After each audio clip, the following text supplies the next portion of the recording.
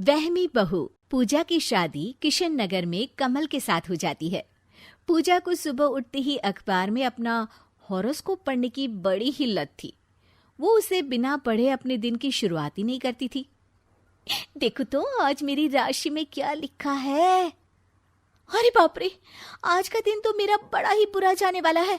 अरे ये क्या, यहाँ तो उपाय भी लिखा है।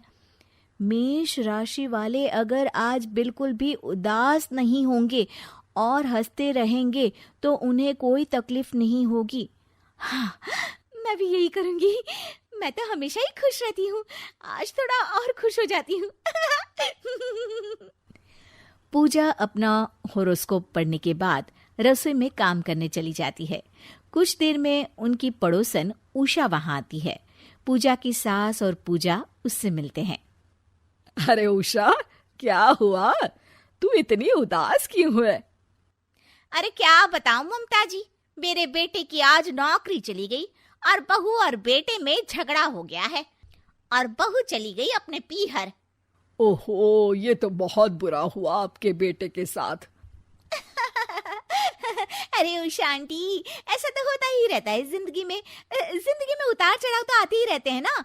और मौके मिलेंगे आपके बेटे को, आप तो बस जियो मुस्कुराकर, खुश रहो, क्या पता कल हो ना हो। उषा और ममता पूजा को देखती ही रह जाती है और पूजा वहां से चली जाती है।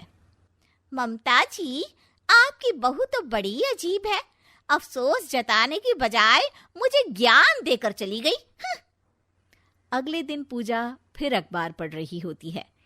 मेष राशि वालों का आज दिन बहुत अच्छा जाएगा, परंतु वे आज अपना मुंह ना खोले, जितना हो सके मौन रहे, वरना वाणी दोष से काफी नुकसान उठाना पड़ सकता है। बाप रे, पूजा, आज से तेरा मौन व्रत शुरू। तभी कमरे में कमल आ जाता है। पूजा, आज रविवार है, मेरे दोस्त हरीश ने तुम्हें और मुझे खाने पर बुलाया है, जल्दी से रेडी हो जाओ। ओफो, दोस्त के घर जाएंगे तो बातें भी करनी पड़ेगी। पूजा अपना सर हिलाकर मना कर देती है। अरे सर हिलाकर क्यों मना कर रही हो? कुछ बोलो भी। पूजा फिर से सर हिलाती है और न्यूज़पेपर में मेष राशि की तरफ इशारा करके कमल को पढ़ने को दे देती है। ओफो, तुम भी क्या इन सब में विश्वास करती हो पूजा? इसमें लिखा होगा कि कुएं में कूद जाओ, तो क्या कूद जाओगी? पूजा पहले हाँ का इशारा करती है, पर फिर बाद में समझ आने पर ना का इशारा करती है। तुम रखो मौन व्रत, मैं जा रहा हूँ हरीश के घर, कह दूंगा तुम्हारी तबीयत ठीक नहीं है। वैसे सच्ची है, तुम्हें तो इलाज की जरूरत हो गई है। रात के 12 बजे होते हैं और पूजा अपना मौन व्रत तोड़ती है। चलो, आज तो कुछ भी बुरा नहीं हुआ। ये उपाय तो सच में काम आता है। मैं अब इन्हें और भी ईमानदारी से निभाऊंगी। देखते ही देखते पूजा पर हॉरोस्कोप पढ़ने का ऐसा भूत सवार हो जाता है कि वो रोज कुछ न कुछ उपाय करती रहती है। एक दिन उसकी सास ने कहा, बहू, जा मार्केट जाकर ये सामान तो ले आ। अरे नहीं नहीं मम्मी जी, आज तो राहु काल है, आज मेरा घर से निकलना खतरे से खाली नहीं है। मेरी राशि में लिखा है कि आज के दिन यात्रा मत करे, एक्सीडेंट हो सकता है और अगले 1 हफ्ते तक घर पर ही रुकना है मुझे। अरे बहू, इतना वहम अच्छा नहीं होता है, तू इन सब बातों पर विश्वास मत कर। पूजा उनकी बात नहीं मानती।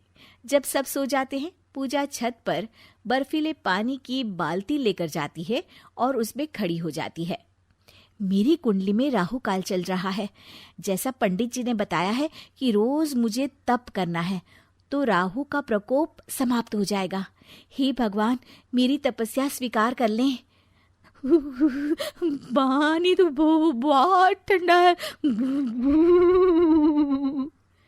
पूजा हाथ जोड़कर खड़ी हो जाती है। सुबह तक वैसे ही खड़ी रहती है और ठंड के मारे कंप कपा रही होती है। तभी वहां कमल और ममता आ जाते हैं। तुम यहाँ छत पर क्या कर रही हो पूजा? हम दोनों कब से तुम्हें ढूंढ रहे हैं। अरे बहू, ये तू बाल्टी में क्यों खड़ी हुई है? मेरी कुंडली में राहु काल है मम्मी जी। इसलिए तब कर रही हूँ। ठंडे पानी में रात भर खड़े हो कर पर अब मुझे और खड़ा नहीं रहा जा सकता। कमल और ममता एक दूसरे की तरफ देखते हैं और अपना सर पकड़ लेते हैं। पूजा बुरी तरह कांप रही होती है। पूजा कांपते कांपते नीचे गिर जाती है और कमल उसे नीचे लेकर आता है और बेड पर लिटा देता है। तुम भी ना पूजा किस अंधविश्वास में लगी हुई हो। बहू, अपनी तबीयत खराब करके कोई भी उपाय सफल नहीं होता, समझी? जी मम्मी जी, आप ठीक कहती है। आज से मैं ये सब करना बंद कर दूंगी।